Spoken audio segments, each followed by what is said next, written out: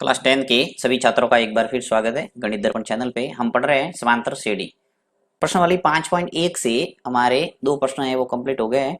आज हम देख रहे हैं तीसरा प्रश्न। ठीक है, तीसरा प्रश्न दे रखा है कि निम्नलिखित में से प्रत्येक एपी के लिए प्रथम पद तथा सार्व अंतर लिखिए। यानी एक एपी दे रखी है, समांतर श्रेणी दे रखी है, उसमें से आपको प्रथम पद निकालना और एक सार्व अंतर निकालना है। प्रथम पद का अर्थ होता है ए और सार्व अंतर को लिखते हैं डी से, यानी ए और डी का मान आपको निकालना है यहाँ से। ठीक है, लेता हूँ मैं यहाँ पे नेक्स्ट पेज पे इसको और इसको करते हैं हल। पहला प्रश्न ले रहा हूं मैं। फर्स्ट फर्स्ट दे रखा है 3 1 -1 -3 फिर डैश डैश डैश, यानी एक अपरिमित रूप से समांतर श्रेणी है, इसका कोई अंतिम पद निर्धारित नहीं है। जैसा कि आपको मैंने पहले ही बताया कि समांतर श्रेणी वो दो प्रकार की होती है, एक तो परिमित समांतर श्रेणी और एक अपरिमित समांतर श्रेणी। परिमित समांतर श्रेणी का मतलब होता है जिसमें अंतिम पद होता है, और अपरिमित समांतर श्रेणी का अर्थ होता है जिसमें अंतिम पद नहीं होता। तो ये एक अपरिमित समांतर श्रेणी है। अब देखिए यहाँ पे सबसे पहले निर्धारित कर लेते हैं सभी पदों का मान। जैसे यहाँ ए वन का अर्थ होता है पहला पहला पद, तो ए1 कितना है यहाँ 3, यानी पहली पहली जो संख्या होगी वो ए1 हो जाएगी। फिर ए2 का मान कितना है, दूसरा पद देखिए दूसरा है वो क्या है 1 है, तो ये हो जाएगा 1। फिर ए3 है वो कितना हो जाएगा ए3 है वो कितना है -1, तो यहाँ आ जाएगा -1। और ए4 कितना है -3, यानी चार पद है, तो चार पद मैंने लिख दिए ए1 ए2 ए3 और ए4। ओके, अब यहाँ पे सबसे पहले हम सार्वंतर निकाल देते हैं, क्योंकि प्रथम पद तो जो पहला पहला पद होगा वही प्रथम पद होगा, तो यहाँ पे आपको निकालने की आवश्यकता नहीं है, सीधा सीधा लिख सकते हैं। सार्वंतर के लिए आपको कुछ प्रोसेस करना पड़ेगा, तो यहाँ मैं लिख लेता हूँ सार्वंतर। अब सार्वंतर निकालने के लिए हमेशा ध्यान रखना है दूसरे पद में से प्रथम को घटाना है। तो दूसरा पद क्या है ए2, राइट, तो यहाँ पे ए2 -a1 कर देते हैं। देखिए ए2 कितना है मेरे पास 1, तो ये लिखा 1।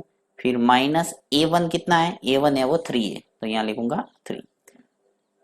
1 -3 यानी एक में से 3 को घटाएंगे तो क्या आएगा -2। अब देखिए यहाँ से सिर्फ एक दूसरे पद में से प्रथम पद को घटाने पर ही आपका सार्वंतर जो आएगा वो कंफर्म नहीं होगा। इसलिए कंफर्म करने के लिए आपको क्या करना है, जो ए3 है उसमें से ए2 को घटा को, यदि दोनों समान आते हैं सार्वंतर तो ये परफेक्ट पता चल जाएगा कि सार्वंतर है वो यही है। क्योंकि हो सकता है यहाँ पे आपके सार्वंतर आए और आगे जाके चेंज हो जाए तो वो एपी ही नहीं होगी। तो यहाँ पे आपको हमेशा ध्यान रखना है एक पद और निकालना है, यानी ए3 -a2 और करना है। तो ए3 कितना है हमारे पास -1, तो यहाँ लिखेंगे -1। फिर ए टू का मान कितना है 1, तो यहाँ लिखा 1। अब देखिए यहाँ पे -1 है और आगे भी -1 है, तो -1 क्या हो जाएगा -2। अब देखिए समान समान नजर आ रहा है आपको -2, इसका मतलब यहाँ पे सार्वंतर है वो फिक्स हो गया आपके -2। तो लिख सकते हैं आप कि अतः एपी यानी समांतर श्रेणी का प्रथम पद, प्रथम पद को हमेशा ए से प्रेजेंट करते हैं, तो ए लिख लो। ए कितना है, पहली पहली जो संख्या होगी ये कितना है 3, तो हमेशा ध्यान रखना है, यानी ए1 और ए ये दोनों एक ही बात है, ए1 लिखे या ए लिखे ये होगा आपके प्रथम पद। और सार्व अंतर को लिखेंगे ब्रैकेट में डी से।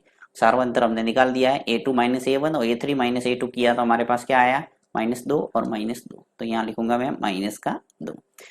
इस ढंग से आपके ये प्रश्न में पूछा है कि एक तो आपको प्रथम पद निकालना था और एक सार्व अंतर निकालना था, वो हमने निकाल दिया था। इस ढंग से सभी प्रश्न करने हैं, दूसरा तीसरा और चौथा। चलिए एक और एग्जाम्पल देख लेते हैं।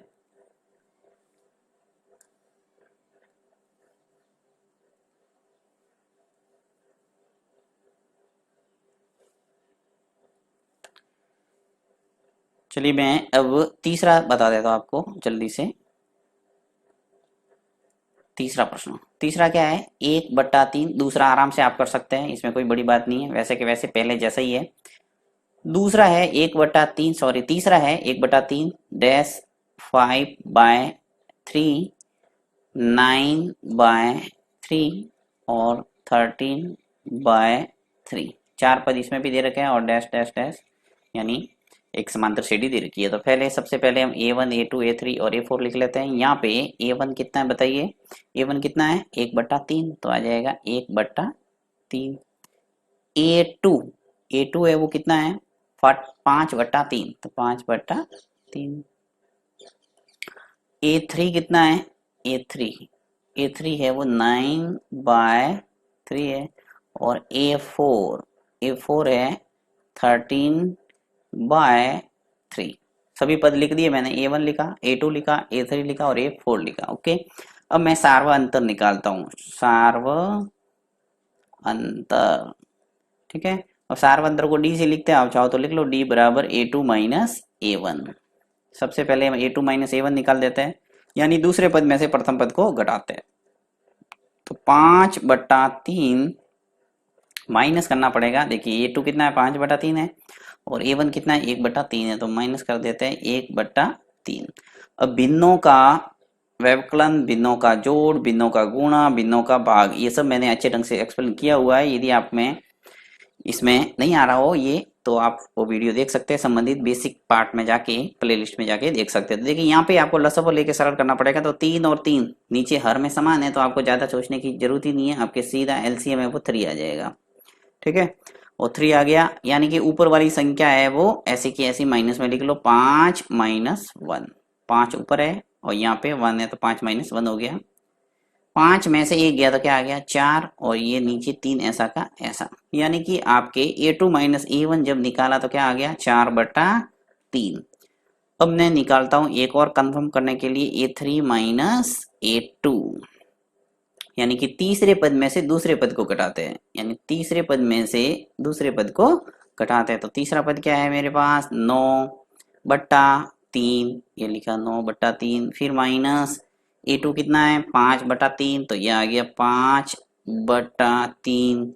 यहाँ पर भी हर है वो समान है, तो ज्यादा एलसीएम निकालने की जरूरत नहीं, सीधा आ जाएगा आपके एलसीएम है वो 3।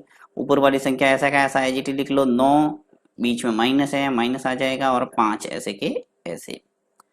9 - 5 यानी कि 4, और नीचे 3 हर में ऐसे के ऐसे, यानी कंफर्म हो गया आपके ये जो सार्वंतर है वो डी कितना है 4/3 है। तो हम लिख सकते हैं इस प्रकार कि अतः एपी का प्रथम पद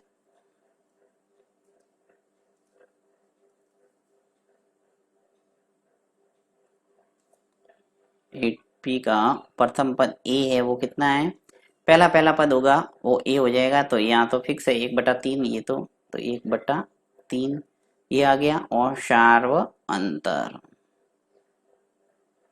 सार्व अंतर को डी से लिखते हैं, तो डी कितना निकाला हमने 4/3,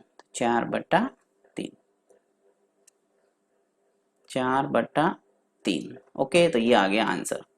इसी प्रकार ये पॉइंट वाला है, तो पॉइंट वाला भी ऐसे कैसे आप कर सकते हैं, इसमें कोई बड़ी बात नहीं है।